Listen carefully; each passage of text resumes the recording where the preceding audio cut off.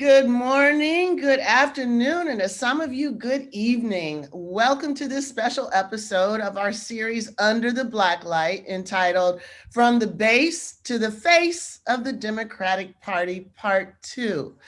I'm Kimberly Crenshaw, Executive Director of the African American Policy Forum. And together with the Center for Intersectionality and Social Policy Studies, we welcome you to this Black Girl Roundtable, a reflection on the first vice presidential debate of this cycle and the first vice presidential debate featuring a Black woman. It was the history-making, groundbreaking debate we've been waiting for since Joe Biden tapped Senator Kamala Harris to join his ticket. It would have been symbolically significant, even prior to last week's bombshell development, that the president himself has been stricken with COVID. But it took on a new significance now that the administration's incompetence has refocused attention on the vice presidential candidate's readiness to lead the country. So we couldn't have predicted this a couple months ago when we committed to having this episode of Having Our Say, a special conversation with prominent Black women from government, media, and activism. But we knew that we clearly needed to reserve the space to have our say on the morning after.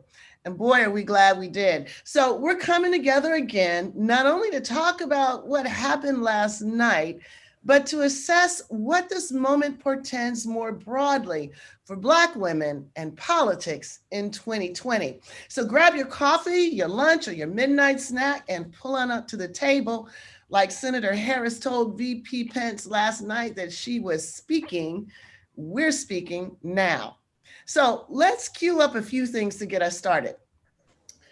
210,000 Americans have now died from one of the greatest threats to the health and well-being of the nation that we've ever seen. We've got 4% of the world's population, 20% of the world's deaths. An administration that has so badly handled this virus that the very seat of power is the scene of a super spreader event. Yesterday, the world's leading medical journal, the New England Journal of Medicine, which is normally nonpartisan, called out the horrific leadership of the Trump administration by noting that they, quote, took a crisis and turned it into a tragedy. We have an economy in ruins. We've witnessed the highest unemployment rates since the Great Depression. We've got credible threats to the rule of law from a chief executive, the first presidential candidate who will not commit to a peaceful transference of power if he loses. He refused to repudiate white supremacists, denies that there is systemic racism, owes $400 million to persons unknown, and represents a party that stands behind his every move. Needless to say, there is a lot on the line in this election. It's probably the most important election of our lifetime. Enter Kamala Harris and Black women. Now, we've said many times before, Black women are often the wheels of the Democratic Party bus. But with Senator Harris as the vice presidential candidate, can we say now that Black women are moving into the driver's seat of that bus? Is there a Black women's agenda on that bus? If so, what is it? These are some of the questions that might have been discussed across the country last night, even if we didn't hear them on television. So consider this a rewind with some more color in the mix with the amazing women sitting around our virtual roundtable. So we've got this morning, Barbara Arnwine, the president and founder of the Transformative Justice Coalition. She's the former executive director of the Lawyers Committee on Civil Rights Under Law, a trailblazing leader in the protection of voting rights and adjunct instructor at Columbia Law School. We've got Alicia Garza, the co-founder of Black Lives Matter, who's currently the principal of the Black Futures Lab, special projects director at the National Domestic Workers Alliance, and is the author of the upcoming book, y'all look for it, The Purpose of Power, How We Come Together When We Fall Apart. And of course, Congresswoman Barbara Lee, one of my personal She rose. I tell the story all the time about how she has more kahunas than all of the men that I know, who is the U.S. representative for California's 13th congressional district. She's now in her 12th congressional term. She is the former chair of the Congressional Black Caucus and currently the only African American woman in Democratic leadership, serving as the co-chair of the Policy and Steering Committee. And last and certainly not least, Kirsten West Savali, executive producer at Essence Magazine, serving as the magazine's senior editor of news and politics. She explores the intersections of race, social justice, feminism, and politics, and was named to Ebony's magazine's Power 100 list as a Black thought leader for a new generation. Welcome everyone to the show. And I want to say to everyone who's listening, we want to hear from you. So please share your thoughts in the YouTube chat room below or tweet us at AA Policy Forum using the hashtag under the black light. So let's dive right in. I know a lot of us were anxious about this debate. I'm sure none of us more so than Senator Kamala Harris, who was walking a tightrope. So let's start before we get to the debate. What was she facing going into it? What were you worried about going into it? Let's talk about just, setting the scene. So let me start with you, Congresswoman Lee. What was the tightrope that she was walking? Thanks, Kimberly. How are you? I'm good. Listen, I'm so glad to be with everyone today, with all of our women warriors on this panel. And Kimberly, just to you, I think you should feel very proud of the fact that finally intersectionality is really before the public. We understand what racial and gender equality, healthcare disparities and equality, and where all of these issues come together and intersect. And I think Senator Harris is the epitome of what you've been talking about and writing about and preaching about and teaching about for years. So thank you, Kimberly, because I think we need to recognize that. I wasn't really worried about anything last night about Senator Harris and the debate, and primarily because I know that she was going to be herself, and you have to be authentic for the public to embrace your ideas and your issues. And she has all of her life, and since I've known her, and this has been a while, has been for real. Now, she, of course, everyone expected the angry Black woman, how's she going to deal with that? But she's tough. And I think she showed that she's an expert prosecutor. She has great prosecutorial skills, and she knows how to dissect an issue, and she knows how to push back without going ballistic on someone where you would lose what she was trying to say or pull out of Pence, but made him look like, in many ways, a white supremacist.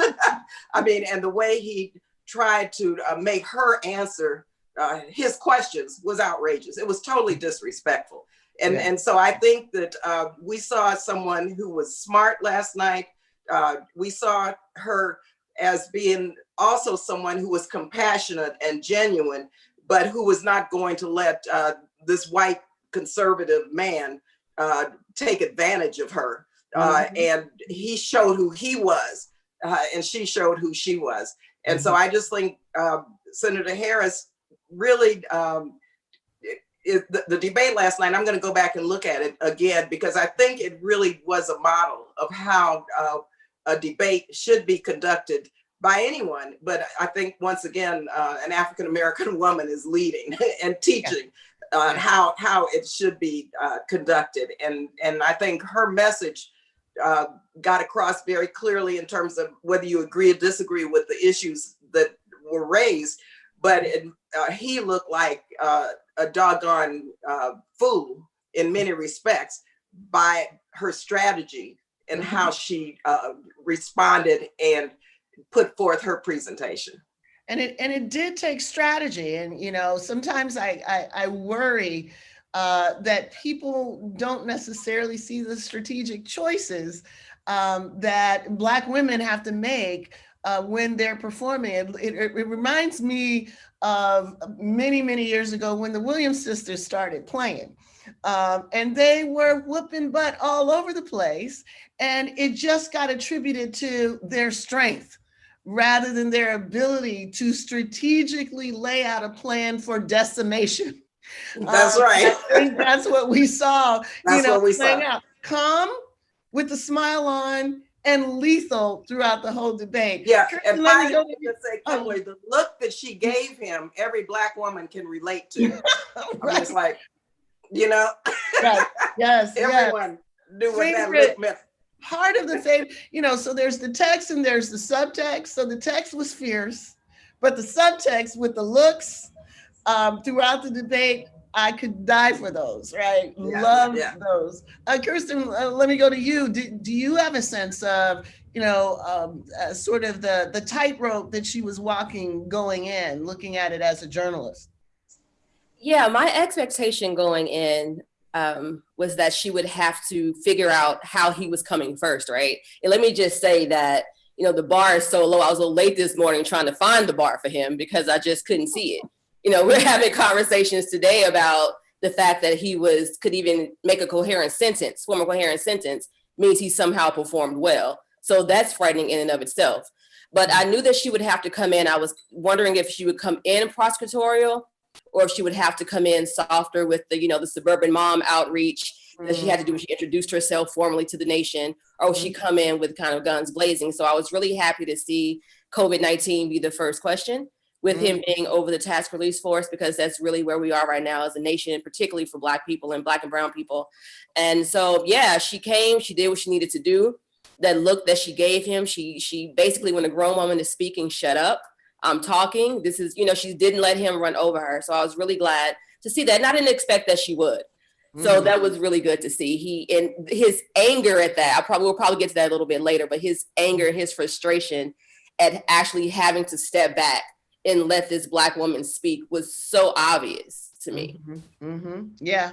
And at the same time, knowing that she wasn't going to let him run over her, but also knowing that when we defend ourselves or our right to speak, there is a population out there, some significant part of the population, that's going to read us as being angry. And, I do have to take a moment to say, we do kind of have a right to be angry about some stuff, right? So it's sort of like that in and of itself is a catch-22. I look back on all the angry performances of white men. Shall we remember Kavanaugh, so angry that spit and sweat was popping in every direction. And that was enough to secure his ascension to the Supreme Court. And we know a woman couldn't do that. And we know Anita Hill could never have done that. So the straitjacket right there, is defending ourselves and not being seen as angry, even when we might have reason to be annoyed that someone dares to think that they can lecture us on the national stage. So for her to walk that, tightrope, to me was masterful. It really was. And, Audre Lorde taught us about the righteous uses of rage, right? And how we need to show up and, yeah, I'm angry. You should be angry.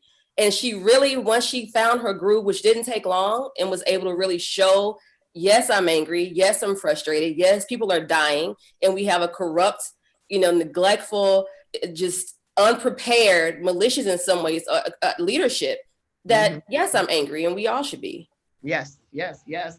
So Alicia, what were you thinking about in terms of the tightrope? From obviously, this is a moment of the fruition of so much work of elevating some of the issues that have come from the streets of protest now to the national stage.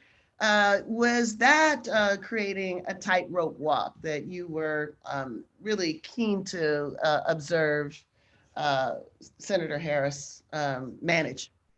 Yeah, well, absolutely. I mean, I was on eggshells, to be honest. Last week, what we saw was Black folks got thrown under the bus. We saw 3 white men going at it about, about Black communities, and nobody, right, standing up for us. And that was curious, of course, last week, because Black people and Black voters actually are the ones who really decisively secured this position for former Vice President Joe Biden. So I was a little bit nervous that we were going to go into this debate and see not only this movement, but Black communities get thrown under the bus. In addition to that, I was very concerned that, you know, Kamala Harris, I think, is walking an extremely thin tightrope where she can't be too mad, but she can't not be mad. She can't be too forceful, but she can't not be forceful. I mean, Black women in particular are in an impossible position, especially in a position like this. And so I was nervous about how this was all going to play out. And then finally, I'll just say, and to be completely honest, I think what we know is that, you know, this ticket is quite interesting. It's historic in a lot of ways, but they actually are relatively different in terms of their political positions. And so I was a bit nervous that, you know, Black women, and this Black woman in particular, was going to have to carry a series of positions that may not have been her own. And that, of course, is because of the position that she has agreed to take. And so I think we did see that a little bit yesterday in the debate where, you know, Mike Pence, of course, pointed out that her position on fracking, for example, was quite different than that of Vice President Biden. And I think Black women are constantly in this position, right, where we've got to be towing the line and making sure that everybody gets there. Black women often carry that burden on our shoulders, but we may actually think that we can go farther. And so it is a delicate position to be in. But frankly, I was mostly worried, right, that, you know, Vice President Mike Pence would use the kind of baiting that can result in one of a few responses. One response that I think we've seen over and over again is to treat, you know, President Trump and Vice President Pence and their administration as if they're a joke. And I can say quite decisively that they are not a joke, that while some of their positions, a lot of their positions, are cringeworthy, are bizarre in a lot of ways, we shouldn't not take them seriously. And sometimes what happens is that in response to their responses, sometimes both Vice President Biden and Senator Harris can do a thing where they kind of emote that they don't take them that seriously. And I think in the position that we're in as a country, we have to stop treating this administration as if they're a joke and start treating them as if they are hungry for power and certainly decided on holding on to power. Absolutely, absolutely, and you know, I'm so glad that you mentioned the throwing under the bus last week. When we could get back to the second round, I really want to talk about the dimensions of being thrown under the bus that themselves are under the radar. So there's been a great response, I would think, you know, on our side of the aisle about his refusal to denounce white supremacists and somewhat of the lackluster response to that, the equation of Black Lives Matter protesters with those on the other side who are actually killing people, the failure to actually draw that distinction. And I'll throw in, you know, the attack on anti-racism, which is now happening at the federal level, the attack on the very idea of being able to talk about anti-racism and train people and actually have studies that look into racial disparities, all of these being under attack right now. And there is a sense that the response of the standard bearer could be far more robust, given how much we are relied on to deliver the White House. So I want to come back to that. But before I get back to Representative Lee, who has to leave in a few minutes, Barbara Arnwine, real quick, what did you see the tightrope being going into last night's debate? Yeah, you're on mute. First of all, let's face it. I mean, he came in with all the cards. He had every federal agency at his disposal to give him any fact he wanted. He's had 4 years to establish his reputation. He's been in a vice presidential debate before. He's campaigned when there was no COVID, so he was able to get out and rally and do all kinds of things. So he came, I thought, into the debate with all the cards. I knew that she would, as we talked about, that she had this tightrope that she was going to have to, navigate, and that she was going to have to deal with it. And I thought the tone of this debate was set in the first minutes when the moderator called her out of her name, right? When she made the mistake of saying, Kamala Harris, and then she said, oh, I meant Senator, remember? And and Harris said, no problem. I am Kamala Harris. And it was set there. She was saying to everybody, I know who I am. I am solid in my identity. I mean, that was so powerful.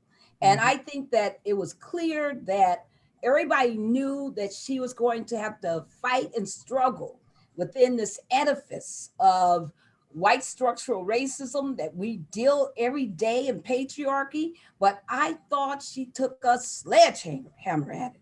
That she did not, back off. She came in with a real powerful set of points. She was just, she was just literally cutting from one end to the other when she started. And I was sitting back saying, this is that training, right? This is her. And it was not the litigator people predicted. It was not the angry woman. It was not the neutered woman that people told us to expect, that they would, send her in kind of trying to be, as nice as she could. It was just her. And I was so happy that she knew how to show up as herself. And that was, I think, the most important part of this debate. And it's one reason why she won it. Yes. Thank you, Barbara. And I want to come back to you, Representative Lee. You know a little bit about performing, bringing your authentic self, even when you're the only one showing up. You've been there,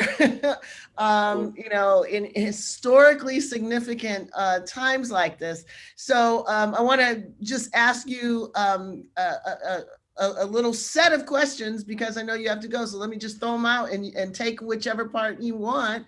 We're going to talk about favorite Black girl moment.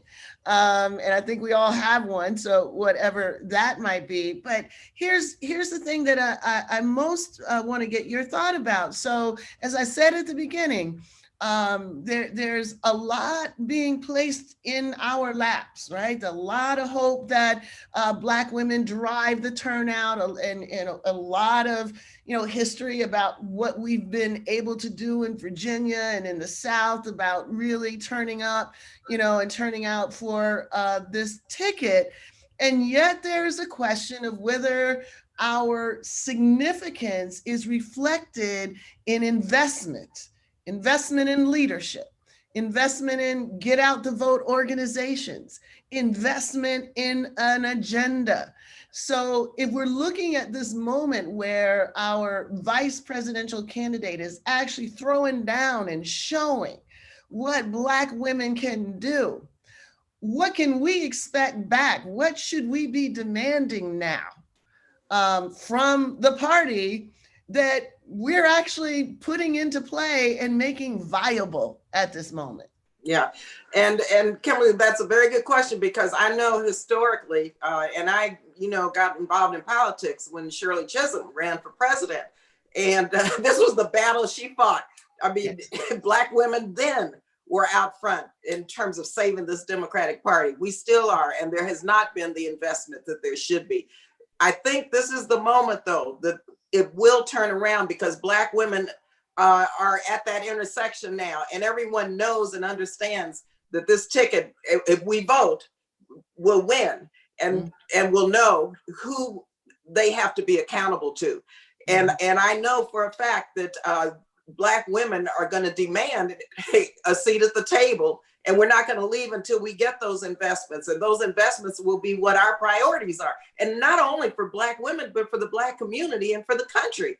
And so when Kamala talks about saving the soul of America, that means Black women who's had the most, the challenges in America, from racism and systemic racism, gender inequality, sexism, Black women. So we know how to lead. But in doing that, we have to have the resources, and we have to be the priority in this next administration.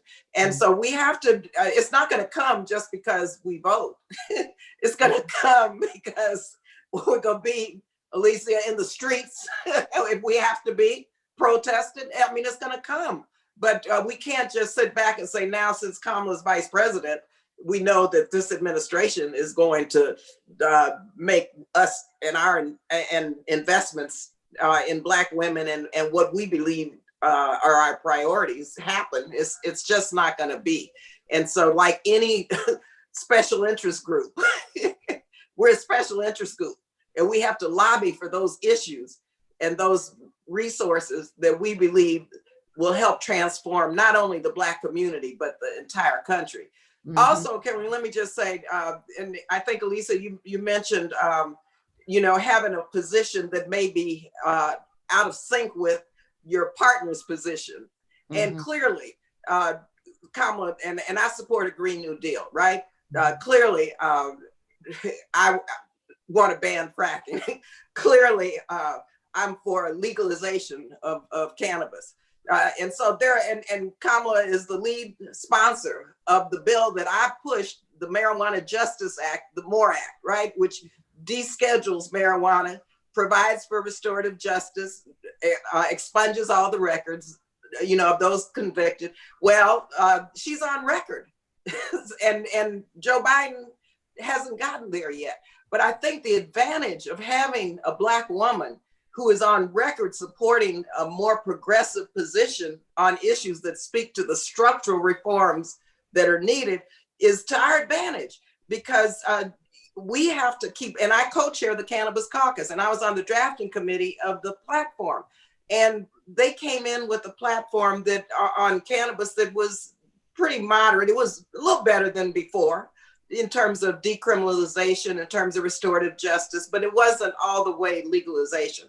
And so I think Black women have a voice in the White House to push the agenda, because we know what she believes in.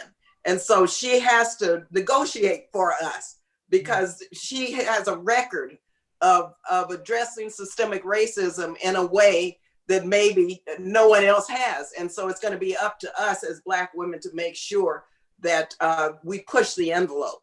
And we know that we have someone on the inside who will strategically help us win.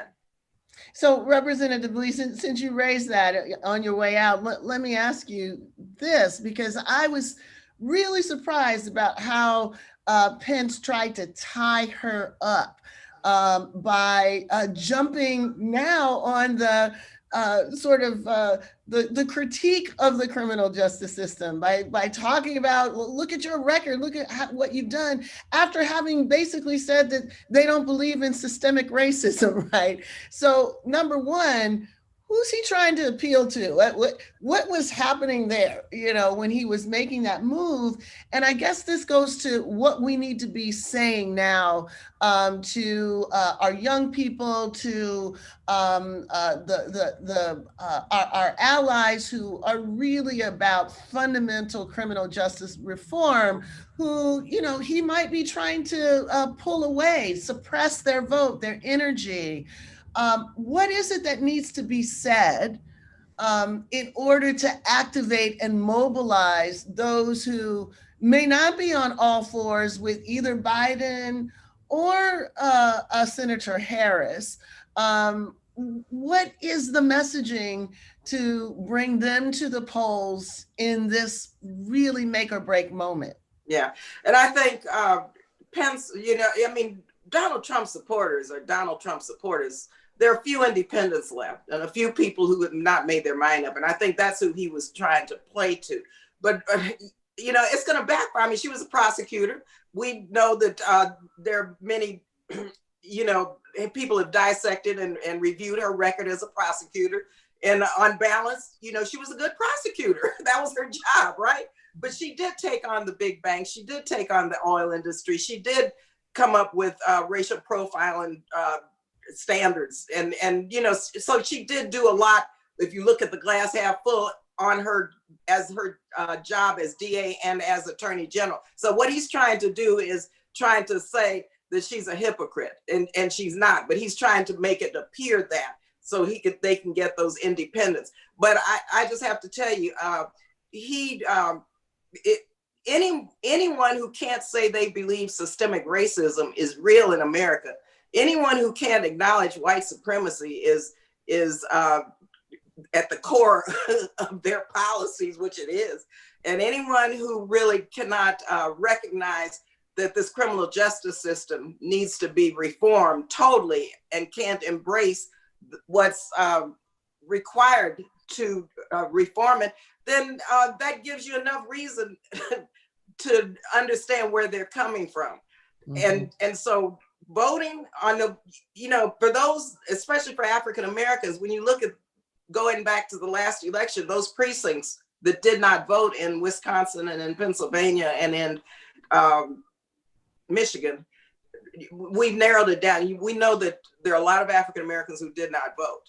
And had we voted, we would not have gotten this white supremacist type of agenda and government. So it's up to us. And with COVID-19 now upon us, this is a matter of life and death.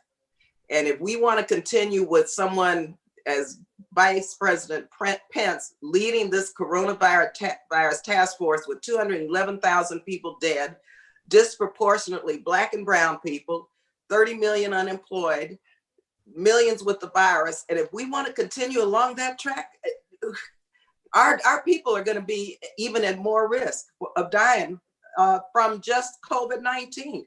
So that in itself is enough to vote, because it is a matter of life and death. And if anyone listened to what he responded to in terms of the peaceful transfer of power, and I'll close with this, he did not answer that question.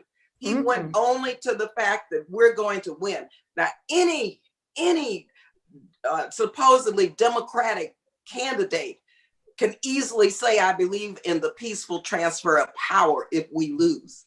And he would not even say that. And so I think it's important to recognize how vulnerable what's left of this democracy is, because they've made a mockery out of it and have tried to consolidate into moving toward more of an autocratic dictatorship. If we can't see all of that and not vote, then I'm troubled by our view of the world at this point and of where we are as a country and as a people, because so much is at stake. We have a lot to lose, yes, but we have so much to gain if we vote and hold the administration accountable. And that's going to take us to do. Thank you so much for joining us. I think, you know, we're going to absolutely have to have one more of these before the vote, because we've got to figure out what we need to say to so many people who are disaffected, so many people who are saying, well, how much worse can it get? So many people who haven't felt well served by democracy. So when we say we're on democracy's last leg, you know, some people are shrugging about that. So really have to talk about what kind of targeted messaging, what kind of targeted mobilization needs to happen in these final weeks. And I know we can count on you to set us straight about what we need to do that, because remember now, I was a community worker with the Black Panther Party, okay? And then, you know, we had to fight to try to deal with this system that was supposedly a democratic system to be responsive to everyone, for the people, and it wasn't, and it still isn't.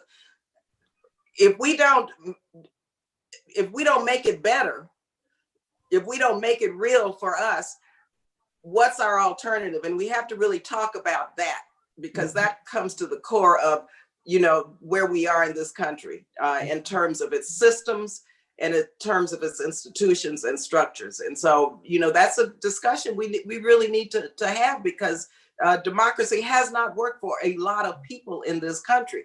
But we have to recognize what it has done also in this last 4 years to African Americans, and how so many of us have died now as a result of just the lack of leadership of this administration. Bottom line, it is about life and death.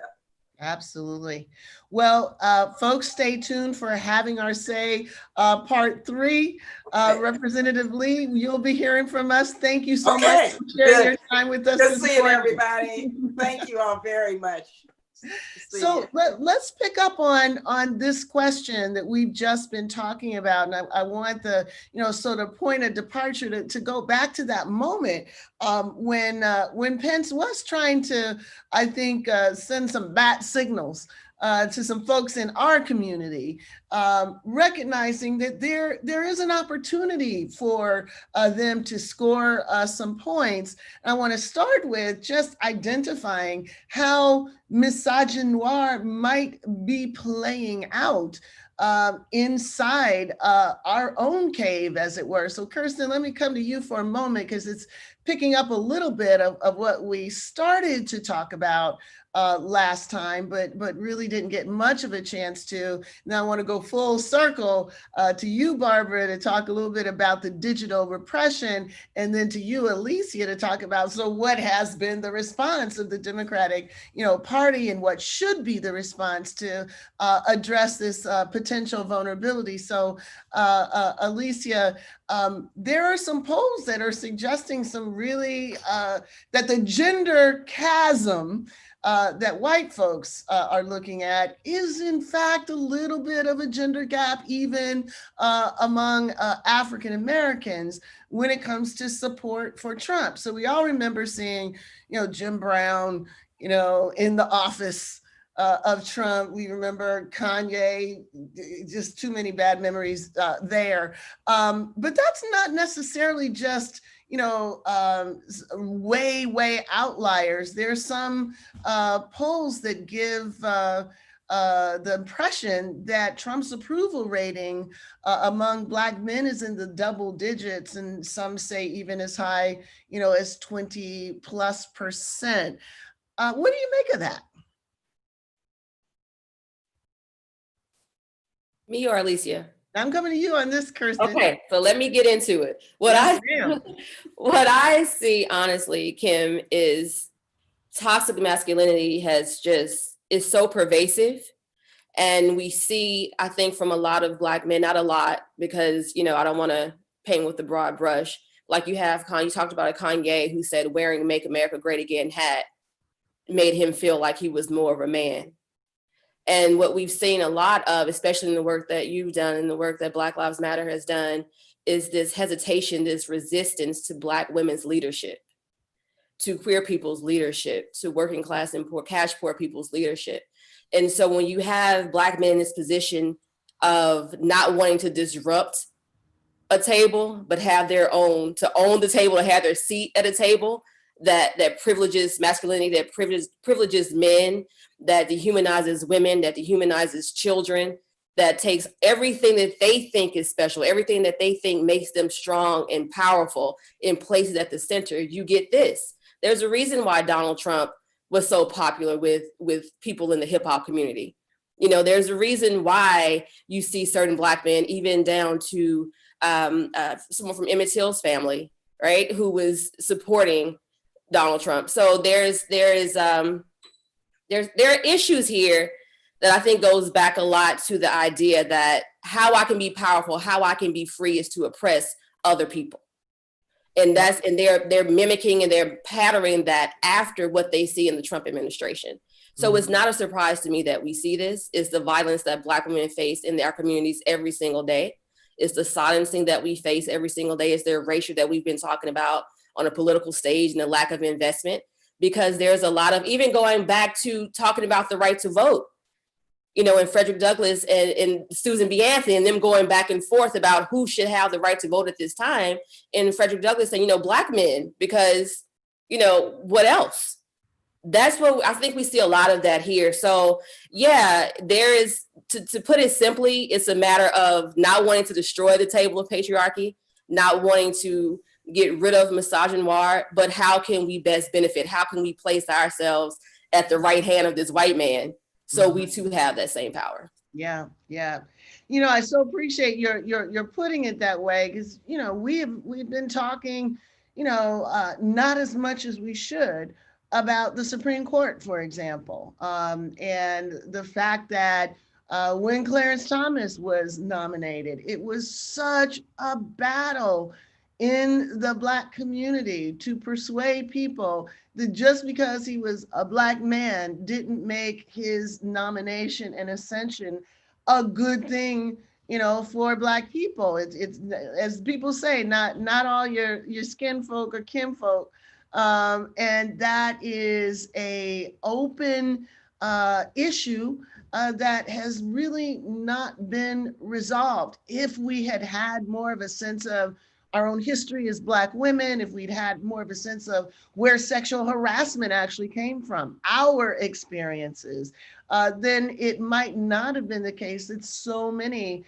in the African American community responded to Clarence Thomas's claim that this was a high-tech lynching, and we didn't really have that broad-scale awareness. And I guess the question that this moment might elevate for us is, what are the consequences of allowing that inability to integrate a critique of patriarchy into anti-racism continuously presents for us? That's one of the vulnerabilities, one might say, to getting out the vote.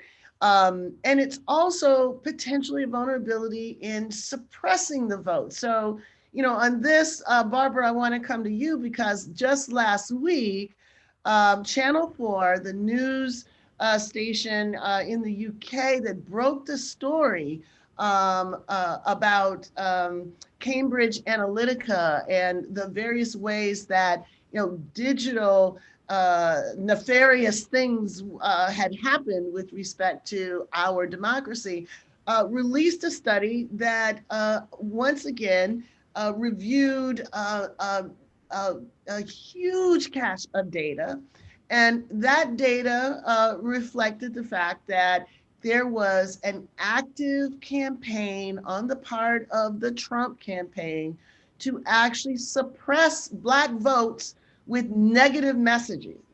And it was dramatically, disproportionately focused on African Americans in Wisconsin in particular. Speculation, of course, is that had Black folk voted in the way that they had in the prior election, Donald Trump would not be in the White House right now. So you talk about the many different kinds of vote suppression, things that people are used to. This is a new one that people really aren't used to. So what's your thought about how to make people aware of the fact that their votes are being suppressed through this digital targeting? And is the Democratic Party doing enough?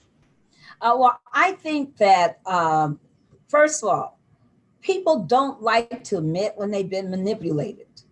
And we know without a question that 8 million people were affected by accounts that were fronted as being from Blacks and Black organizations that were mainly designed to deter Black voters from voting.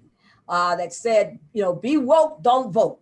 Those kinds of, things, or, Hillary is a predator, or she said, these things, or they got this hidden whatever, and wherever, all these things that they made up.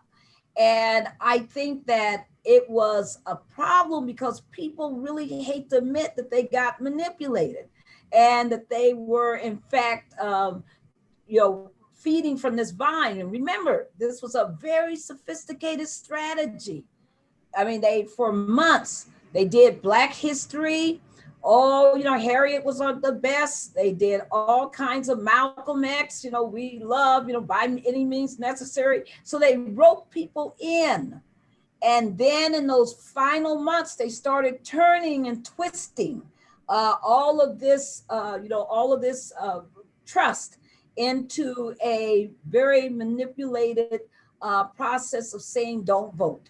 And we do have to understand 6 states for African Americans accounted for about a 1.5 million Black voter deficit. And not only turnout, but I'm talking about spoiled ballots, etc. And those states are Georgia, Florida, Wisconsin, Pennsylvania, North Carolina, and Michigan. 14 cities. If you go through 14 cities in those states, they account for the greatest turnaround in deficit in Black voter turnout and in Black votes that were spoiled. We need to understand this, that these are the places where we got to put our time and energy, because they're back. That's the real story here, is that it's not just 2016, but they're back and they're doing the same gamesmanship. And Facebook has not done what it should have done to prevent it. It's all about money. That there's all these other, ways in which people are being roped in again. I'm seeing it. I'm very careful about, what's going on, even on my own timeline. And people need to be just very aware that this is the time for what you call trusted messengers. People you can trust. People that nobody's buying their voice. People you can trust, not these new, all of a sudden, folks who come up in your timeline and just love you all of a sudden, and you're liking everything they're saying, not realizing they're building you up for the turnaround. I just think it's a dangerous time. We got to be careful about amplifying lies. We got to be careful about everything we do right now. But trusted messengers should be the solid foundation for which people retweet, for which they get information, for what they believe.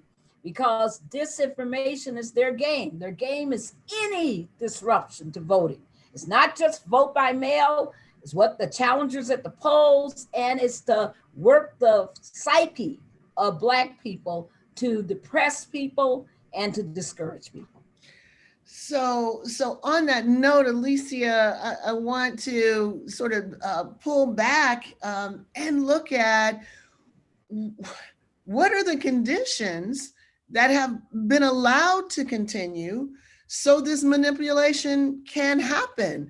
So Barbara has just said, one of the issues is trusted messengers, right? Disrupting this ability to groom us by giving us messages that we nod to. We don't know who they are, but we nod to the message.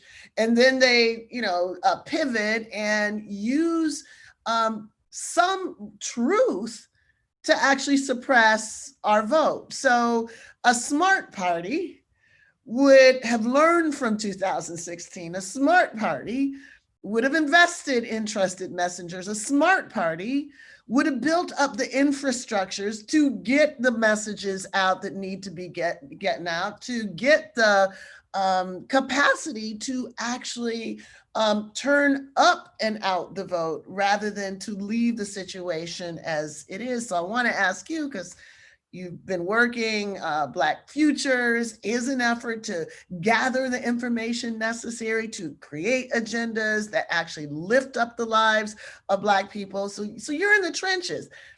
Tell us what you're seeing. Is this stuff happening or not? Okay, well, how do I start? Okay, so first and foremost, Kim, I think part of what we just have to deeply understand about the conditions in which this is allowed to happen is that it's all racism. So let's jump back for a second. Number one, last night we heard Vice President Mike Pence accuse Senator Kamala Harris of not lifting a finger to help support the First Step Act. And, I was sitting on my couch chuckling because I thought to myself, Tell you people know, about First Step. Go ahead. well, the First Step Act is an act that essentially, I mean, there's a lot to it, but essentially it allows the release of some folks from prisons and jails. And this was an act that was pushed forward by Van Jones. And I want to, and I want to be super clear about a couple of things. Number one, talk about a Black girl magic moment when Kamala Harris got to say, let me tell you something, you don't get to lecture me. You don't Favorite get to lecture me t-shirts about flip my out. racial justice You don't get record. to lecture me. Who Look I for believe, it. what I believe. You don't get to lecture me. You have no standing from which to lecture me. So get it, sis. You're 100% correct. Number two, I think what was interesting about it, frankly, is that it actually highlighted the ways in which these folks think that we are all one entity, right? The idea that Kamala Harris would need to support the First Step Act in order to support Black communities was actually a little bit ridiculous. And number two, it actually undermined her intelligence as a Black woman. You didn't ask her why she decided not to support the First Step Act. You just assumed that because it was being advanced perhaps by a Black man, that she needed to stand up and say, I'm going to help to move this forward.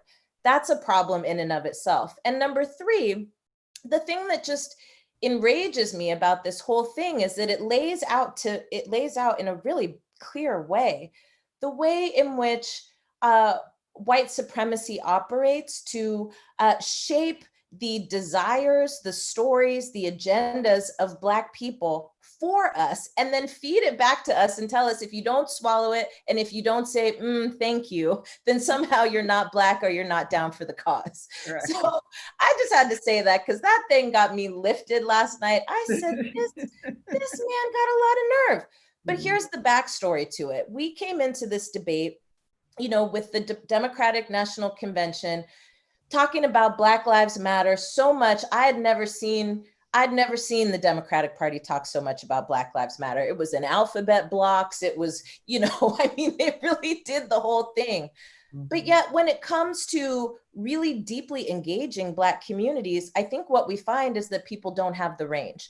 But the problem is that they think they have the range, and that's where the tension comes in.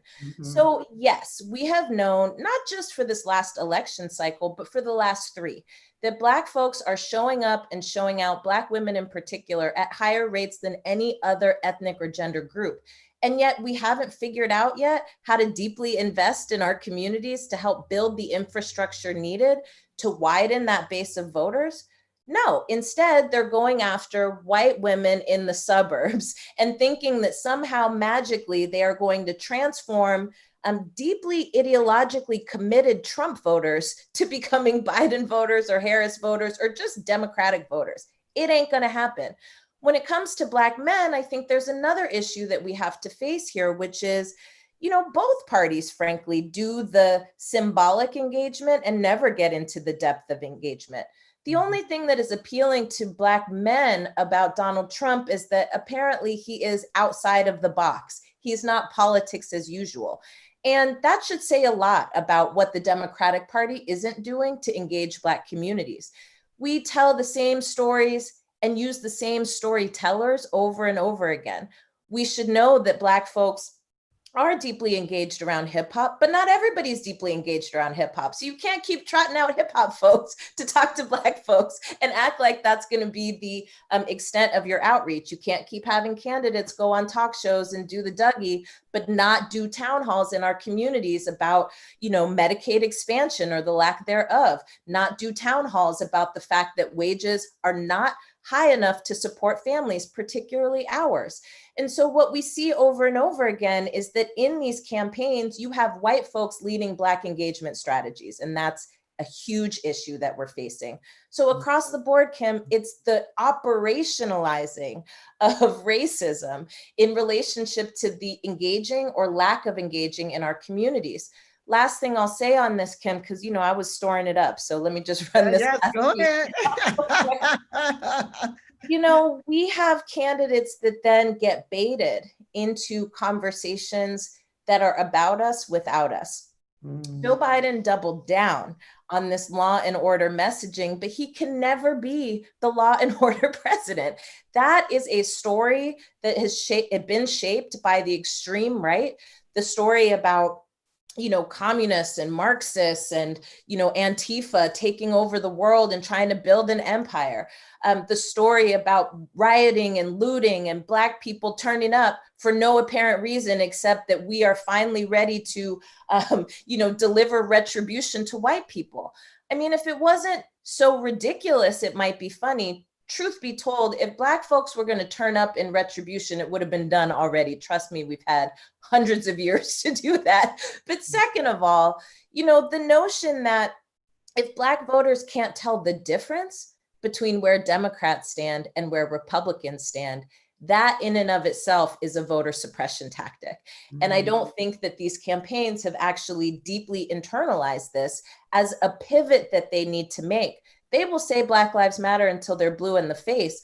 But when we know that Black Lives Matter is when we see them building deep infrastructure in our communities, not their own infrastructure, but lifting the infrastructure that we have already built to get around the barriers to belief that our communities have, but also the barriers that we've built through not only trust and relationships, but through experience. Yes, yes. And thank you for all of that. Let me put on the table what I want to come back to. We're going to take a quick break just to hear what people are talking about out there. But when we come back, I really want to go back into what you just said and hear from everyone on this, because it is a puzzle to try to figure out why it doesn't make more sense to them to invest in their base, right? We in our last having our say, you know, we had to talk about the politics and the money behind the politics, and the fact that it actually even costs more money, you know, to try to go after those, you know, Trump voters that they think that they can peel off. It costs more money. They're willing to pay that money, and it's harder to do than it is to invest and build up the infrastructure of the base that's more likely to vote for you in the first place. So I'm trying to figure out, what story is that telling us? Is this political implicit bias that they just see those votes as more valuable, even though they cost more, right? They're harder to get, and it makes it harder to win, because you got to think that they want to win.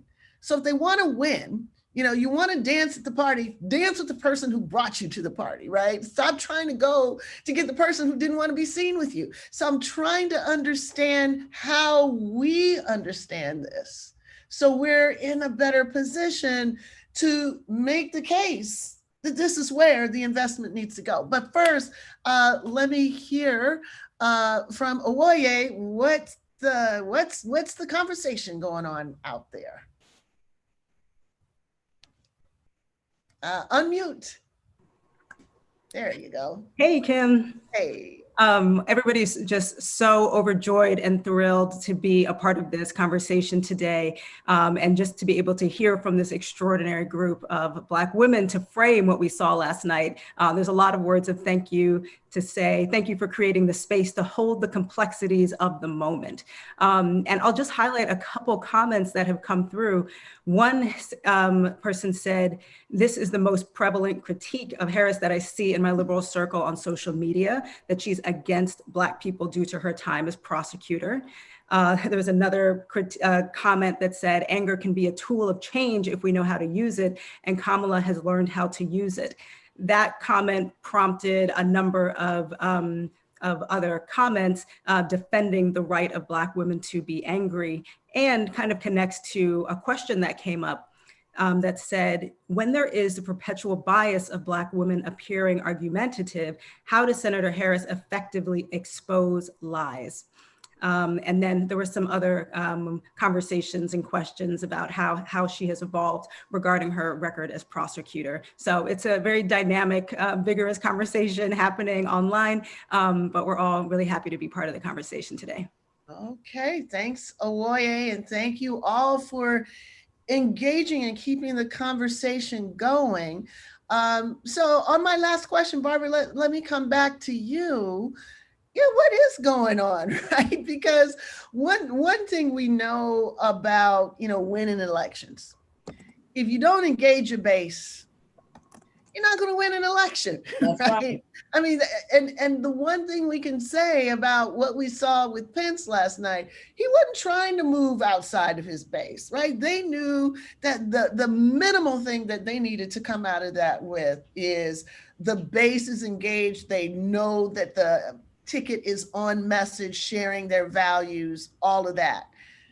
Our side, often not so much. One can make the argument that in terms of the rhetorical moments, yeah, they have to, make the bid for the Trump refugees. Let's give them that for the moment.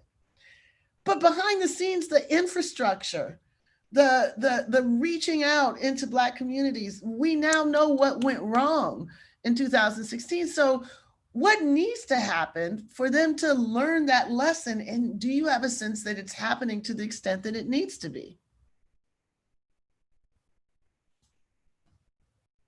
Barbara, you still there? I think she's frozen. So I know she's going to come back fierce with that question. So Kirsten, let me roll it over to you. Do you think this is about just devaluing the Black vote? There she is. Oh, there you go, Barbara. Did you hear the end of my question? Yes, Okay, go ahead. Apologize for that. First of all, I do think that the Democrats have a problem in many regards. I mean, this whole vote by mail strategy. If they have been talking to those of us who know how Black voters vote, we would have told them that was a huge mistake, right? But that's not our role as the nonpartisan community.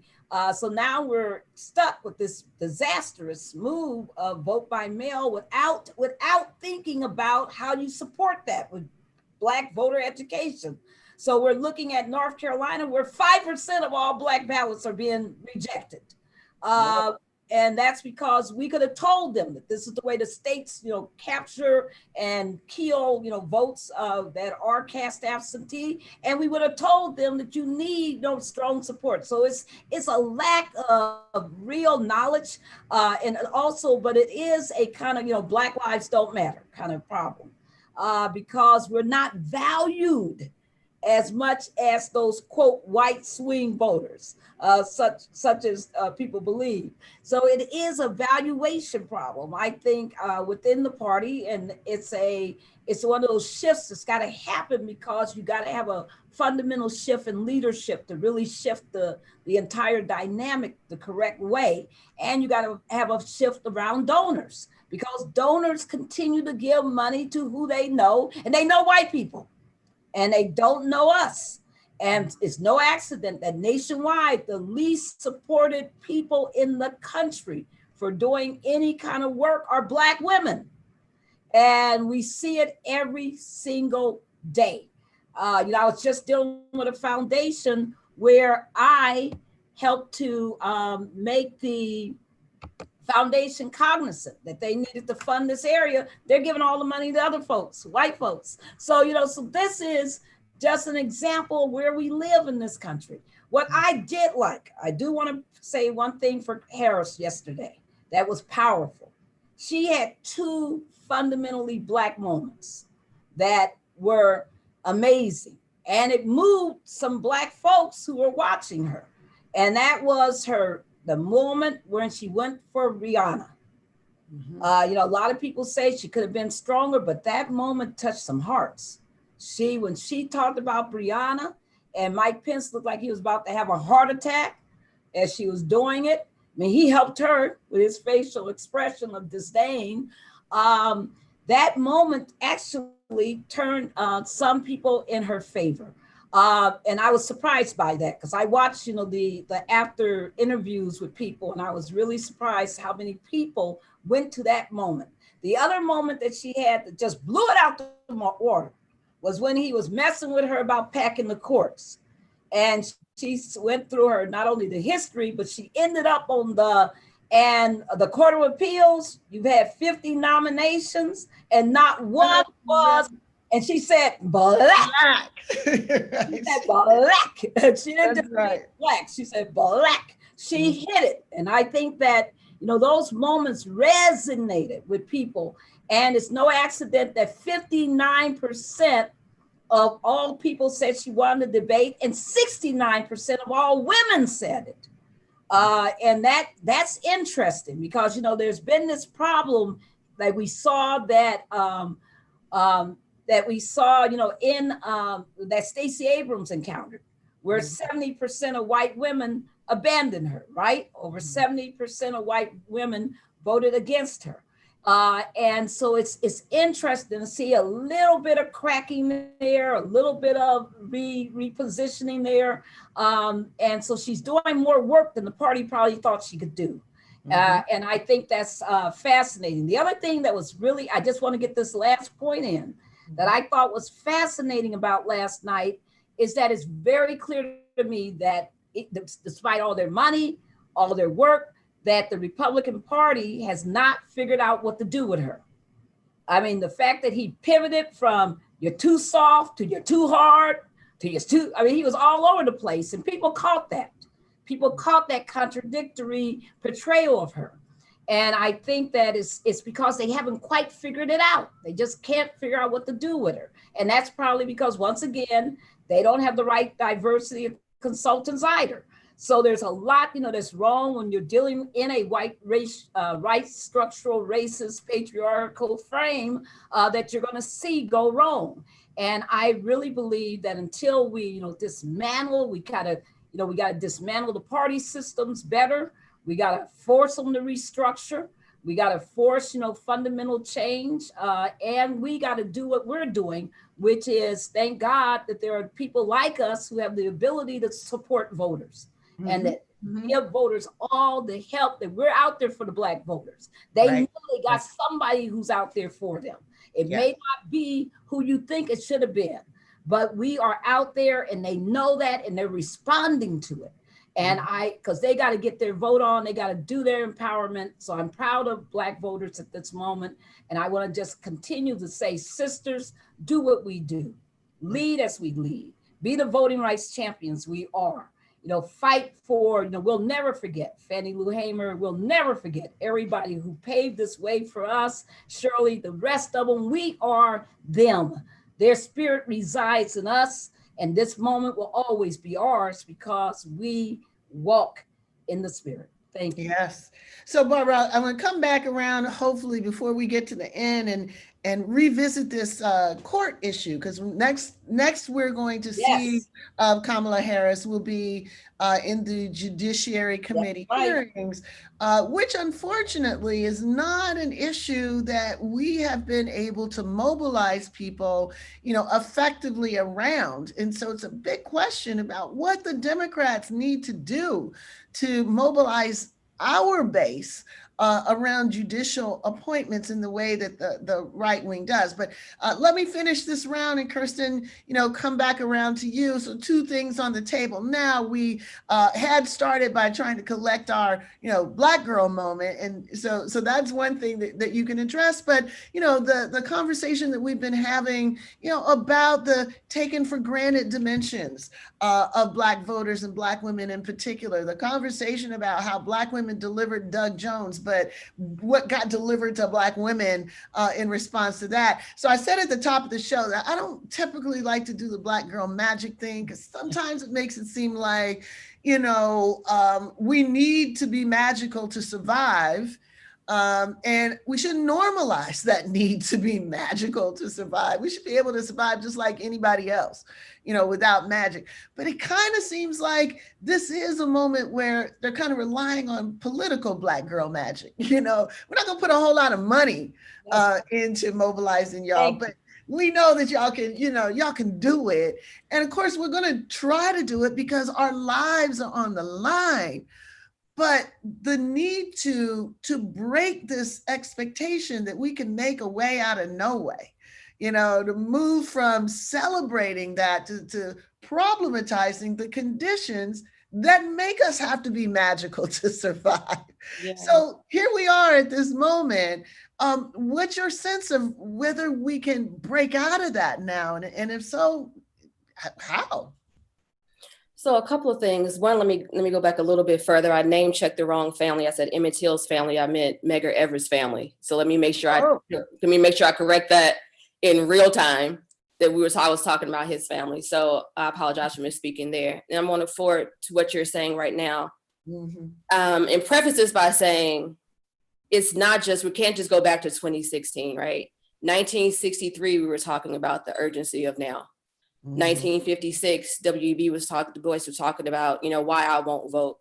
There has been many, many years of the Black vote and what do Black people want, and trying to make sure people realize we're not a monolithic voice, and what do they need to speak to? How can they get the Black vote? Well, right now, it's very hard, I think, when we don't put so much pressure, when our vote is they put us in a position of, if we want to survive white supremacy, if we want to survive this violence, then we have to vote for this party.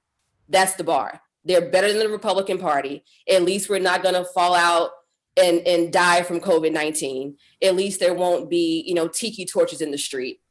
But until the Democratic Party, I think, reckons with its own violence and its own complicity, we will continue to be at this juncture. So for 8 years, we're talking about the Obama administration, how much violence happened to Black people? How much did we have to push for while we can't wait? How much with the Black president, with a Black AG, how were police officers held accountable during those years? Look at Chicago with Laquan McDonald. What happened with those things? So until the Democratic Party, I think, reckons with its own violence and its own complicity, we'll face them kind of backing off when those conversations come up. So people can laugh and joke about, everybody was talking about Hillary Clinton and super predators. It's cute. However, when we talk about the drug war and why the police were even at Breonna Taylor's house, right? And we're talking about arresting the boyfriend and, it was drugs in the house. Crime bills matter. That matters. This is a direct reflection, a direct continuum of that kind of thinking. When we're in a moment where Black Lives Matter is considered to be, one of the largest social movements in history, we have a presidential nominee who's laughing about defunding the police.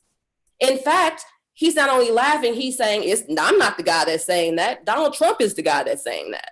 I would never. What about anything that has ever come out of my mouth makes you think I would say anything like that? It's disrespectful. It really, really is. So when we talk about the interest, I said a long time in 2016, I even said the Democratic Party is going to probably move a little bit further right because they can. They're not going, when have they ever said, we're going to go into these hoods, we're going to go to the people and respect and listen to their voices and say, this is why I'm not voting. This is why I don't trust you. Going back to the primary, you would have thought that Joe Biden was, golfing and sipping Mai Tais with Strom Thurmond. He was that bad of a person. And now we're supposed to just trust him. People aren't stupid. So there's some people, it's a political game to some people. And for some people, it's about their lives. It's not just a scrimmage, as Obama has said. And at the end of the day, we all come together as one purple country. No, the hell is not. These people are violent. They're white supremacists. They won't even clearly say, it's hard to even get them to say he's racist. He will, he believes in racist things, or he won't disavow racist people. But how come we can't say this man at this point is an accessory to the deaths of hundreds of thousands of people? What does that mean if we live in a country where our Constitution and our structures can't even allow us to get rid of somebody like that, who is the antithesis of everything this country claims to stand for? There's nothing we can do. So my takeaway when I see Black Girl Magic, I didn't really go into it with that mindset, because at this point, like you said, it's not about being magical. We're trying to survive, and we shouldn't have to be magical to survive. We shouldn't have to wonder, because we have more pre-existing conditions, we have to go vote to save this country. But what if I bring COVID-19 back to my family? What if I die? So there's just, I don't know. I'm not feeling much magic right now, Kim. Yeah, just lost that wand somewhere, you know. Um, Alicia, you know, I'm coming back to you, and mindful everybody that we have about 10 more minutes, so we want to, you know, roll into what we want the takeaways to be. I did say I did want to come back to this question of how are those who are supposedly the standard bearer for the party that has most of our support, you know, responding to the attack on our efforts to fight racial injustice. So, and you know, I don't have to tell you, the rest of the folks, look, Black Lives Matter has been framed as a national security threat in the same way that Martin Luther King was, the same way that the Black liberation struggle has, the same assumption that animated COINTELPRO that tried to destroy the Black liberation movement. So there's this category called Black identity extremists, which they call, you know, many Black Lives Matter organizations, and that is allowing them to justify treating them in the same way they treat the Klan. So this idea that anti-racism is racism is playing out in the federal government. So it's playing out at the FBI. And most recently, the president signed an executive order that effectively puts a gag order on federal efforts to train people in what racial bias looks like. They want to completely eliminate critical race theory, as that's the worst thing to happen to Western civilization. So they're going after both the mobilizations and the thinking, the discourse of those mobilizations. So I was waiting last week for a robust denunciation of this, not just getting on Trump for not denouncing the Proud Boys, but getting on Trump for effectively advancing Proud Boy politics at the federal level. I didn't really hear that. So we're coming back to you, Alicia. So Kirsten is doing that. I don't know. I'm not feeling the love. And I'm kind of going, yeah, I'm not feeling the love either. But we got to do something in this moment. So how are you thinking about all this?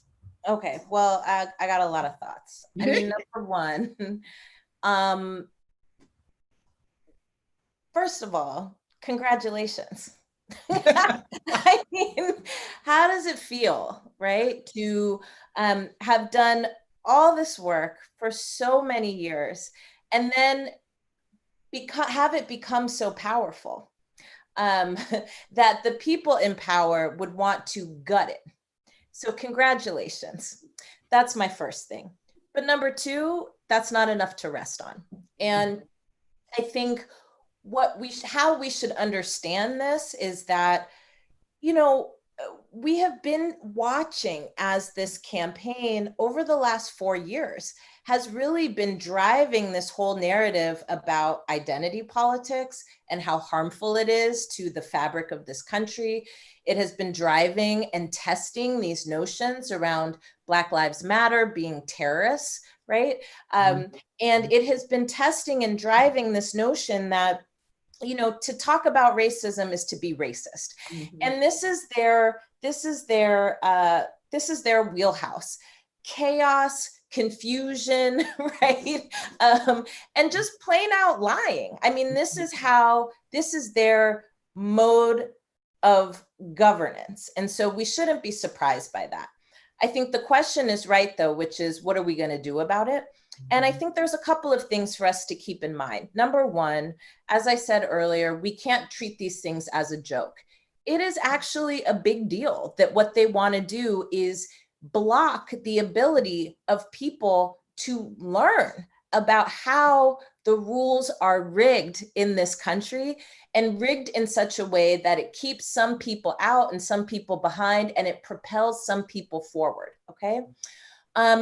we saw this week that the University of Iowa, right, is following this federal mandate and now has refused, right, to continue to do diversity and inclusion work, which is not even the work that you've been doing. So, I mean, if we're just going to call a spade, words mean things, right? And, you know, diversity and inclusion work is not necessarily critical race theory, but it's all related in the sense that they are attacking a revisioning and a deeper understanding of how we got to this place in the first place and what the implications are, not just for people who've been left out and left behind, but people who are being propelled forward. The other thing that I think is important for us to do is to take it seriously. So I'm old enough to remember, and I'm just going to say it, you know, at first when this came out, people were doing things like making t-shirts saying, I'm a Black identity extremist. Actually, that's not the kind of stuff we want to be doing right now. What this is pointing to is a real desire to try to drive this movement underground. And I've been saying for a very long time that part of our fight right now is to make sure that our movement doesn't get driven underground. What needs to be driven underground and back into museums is white supremacy and white nationalism, and we need to stay focused on that. And then the third thing I would say we need to do is keep pushing these campaigns. I'm going to be 100% honest. I have had a lot of conversations with these campaigns, and I have been doing it for the last year, not starting 30 days before an election, but really trying to offer some tools to be able to bolster their position with our communities. And I can say that there are people in the campaign that want to help, that are struggling to try to get this right. And they are up against a mountain. And part of the mountain that they're up against is a deep misunderstanding about how racism works and why, for example, people are out in the streets. There's it's almost like it's like in a muscle memory, right? That whenever we talk about protests, we have to make sure to talk about broken windows. It's like a new muscle memory that whenever we want to talk about racism, we have to be sure to talk about good people and bad people rather than, right, rules and policy. And so this is how we get the conversation about bad cops making it bad for good cops, when that's actually not the point. I'm sure there's a lot of nice cops out there, but they're all enforcing the same rules, and that's the problem. I am sure, right, that there are a bunch of good racists out there, but the problem is, right, that they are defending and advancing rules that are frankly killing us and killing our families. And so I think we have to keep putting the pressure on, and I think we have to keep calling the campaign and tweeting them and writing them every time they use these tropes that aren't ours. And we have to keep pushing them and saying, we're not going to let you get away with this. Sometimes in moments like this, we get a desire because things are so bad and we need them to win. We get this desire to like not talk the mess that we need to talk to them, which is, hey, you know, kind of like what Kamala did last night. She was ready to grab that man's ear and be like, say it again, right? Through the clenched teeth. And we got to do that too.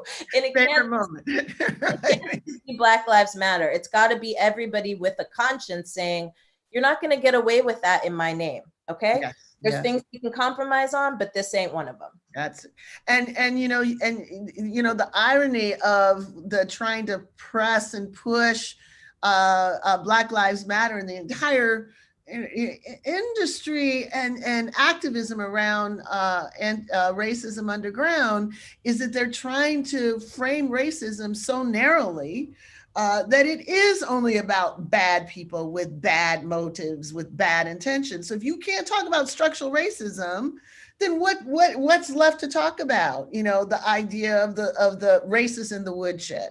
So, you know, it's once again a catch-22 that they're trying to force our forces into, you know, nationalizing an idea that anti-racism is racist, which is the philosophy of the Proud Boys and many of these other organizations. So it's a wake-up call.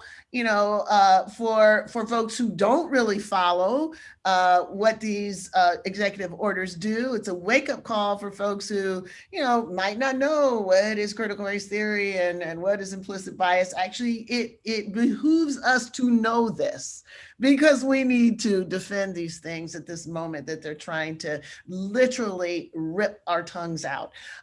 So we're actually at the end. Barbara, we've got 1 minute to say something about the court. So I'm going to leave you with the last word on what's coming with this nomination and why we need to fight it like our life depends on it. And then I'll close us out. We got 1 minute. The courts have had 5 cases, the Supreme Court this year, dealing with voting, and everyone has been a disaster. They will not help voters. They will not. Don't waste your time trying to go to the Supreme Court. They have no interest whatsoever in helping us. They have decided in this era that their role is to consolidate white supremacy. And if I may, Kim, I just want to refocus something. We talked about Black women saving this country. Actually, that's not what any of us should be about. We shouldn't be about saving this country. We got to transform this country to make it worthy of being saved. It has to transform. The problem is that with Black men, we're talking about toxic masculinity, is that they think freedom, some of them, means having the same kind of patriarchal hegemony that white men have. That's not what we want. So I think that, Black women have always been, at the forefront, and Black men too, a lot of them at the forefront of challenging this country to be transformed, to be different. We got to have a transformational agenda, and anything short of that is not worth the engagement. The racial, Justice and Policing Act, it gives more money. It's the entire damn line. I mean, they're giving more money to the DOJ, to policing departments, etc. It's the wrong framework. It's the wrong thoughts. So we have to really, just go out there and understand that this is our mission. And that part of that mission will be what we do between now and November 3rd to vote, to demand a different setup, and then to push like hell, because everything doesn't end whenever the election is resolved. Democracy is also about accountability. And it's about our demanding that we have a nation and a democracy that reflects our needs and our interests. And that hasn't ever happened yet. And so we got to have that fight, and we got to keep on fighting. Thank you. Thank you, Barbara. And that's why her organization is called the Transformative Justice Coalition. She moves us from reform to transform, and reminds us, and this is especially important for those who share some of the criticisms that we've been talking about. It is one thing to vote to remove the cancer that is currently ruining our future. But that removal is not enough. We are going to have to stay activated and motivated, like we did not in the last 2 presidential administrations, meaning electing someone is only part of it. We have to stay active. We have to mobilize. If anything, our political activism has to be broader and greater than it is to even put someone in the White House, and that will be our challenge. So I want to thank all of you for joining us. A very special thank you to our panelists, Barbara Arnwine, Alicia Garza. Look out for her book coming out when, Alicia? October 20th. October 20th. So y'all get ready. Y'all run out. This must be a bestseller. There it is. The Purpose of Power. So look for it, pre-order. Let's make this happen. And thanks to Representative Barbara Lee, always an honor to have her with us, and Kirsten West Savali, helping us to respond to this historic vice presidential debate. Now, I have to say my thank yous to my staff. This would never be possible without our team at the African American Policy Forum and the Center for Intersectionality and Social Policy Studies. This is the most important election of our lifetime. So please keep up with these conversations with your friends, with your families, with your communities. If you want more information, check out aapf.org. Follow us on Twitter and Instagram, AA Policy Forum. You can follow me at Sandy Locks on Twitter and Kimberly Crenshaw on Instagram. Our podcast, Intersectionality Matters, is available on iTunes, Spotify, and SoundCloud. We'll be posting this conversation in the coming week, and watch for a new podcast episode from last week as well. If you've been inspired and want to partner with us to sustain these kinds of conversations, so vital in difficult times, do consider donating to the African American Policy Forum at aapf.org/donate, and write to us at info@aapf.org if you're inspired to do more. Thank you all for joining us. And if you haven't already done so, make a plan to vote like now, like right now, like as soon as you get off of this call, go ahead and make that plan and vote, and tweet at us when you do. Have a great day. Thanks for joining us. Bye-bye.